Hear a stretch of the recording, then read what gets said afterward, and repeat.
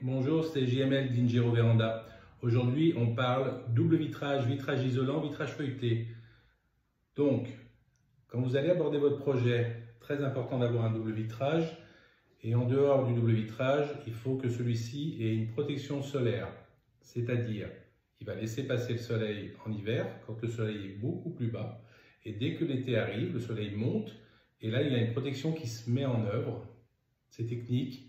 C'est des petites particules, mais je vous en parlerai un petit peu plus chez un fabricant de verre bientôt dans une prochaine vidéo, qui vont faire comme un store vénitien et qui vont repousser une partie du rayonnement. Et c'est très efficace, surtout l'hiver, pour bien laisser passer et récupérer des apports gracieux dès qu'il y a du soleil.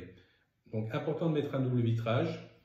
Et quand vous n'avez pas de volet roulant ou de protection, il est très important de mettre un vitrage feuilleté. L'appellation la plus demandée, c'est du SP10. Donc c'est une feuille invisible, comme les pare-brises de voiture, qui vont retarder l'effraction. Donc il n'y a pas d'anti-effraction, c'est des retardateurs à l'effraction, et vous avez des classifications. Donc si vous n'avez pas de volet, si vous ouvrez, comme dans ce cas de figure, la maison sur votre véranda, sur votre extension, ce qui est le cas de figure le plus intéressant, puisqu'il n'y a pas de zonage, eh ben, il faut mettre un vitrage feuilleté, voire SP10. Il faut interroger votre assurance pour avoir vraiment les bonnes indications.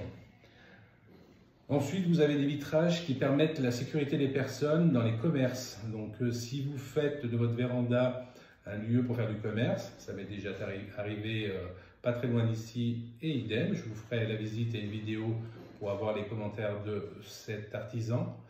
Eh bien, il faut mettre un vitrage feuilleté et intérieur et extérieur, de manière à ce, s'il y a une chute, qu'on ne puisse pas passer à travers du vitrage et se trancher une main. Donc le feuilleté, il est et sur la face intérieure et sur la face extérieure.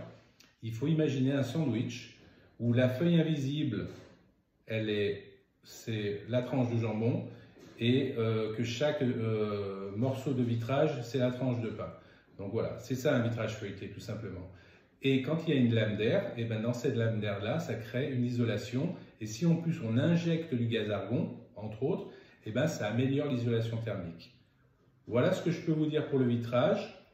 On parlera des vitrages de toiture un petit peu plus tard, parce que là, on a besoin d'une forte protection solaire. Mais cette protection solaire, plus elle est forte, et bien plus elle va rétrécir l'apport de clarté par la verrière. Donc vous avez plusieurs niveaux de protection solaire, et selon votre disposition, si vous êtes plein sud, plein est, plein ouest ou au nord, la protection solaire n'est pas la même.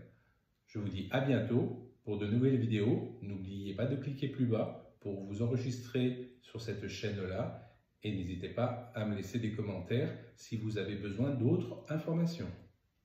À bientôt.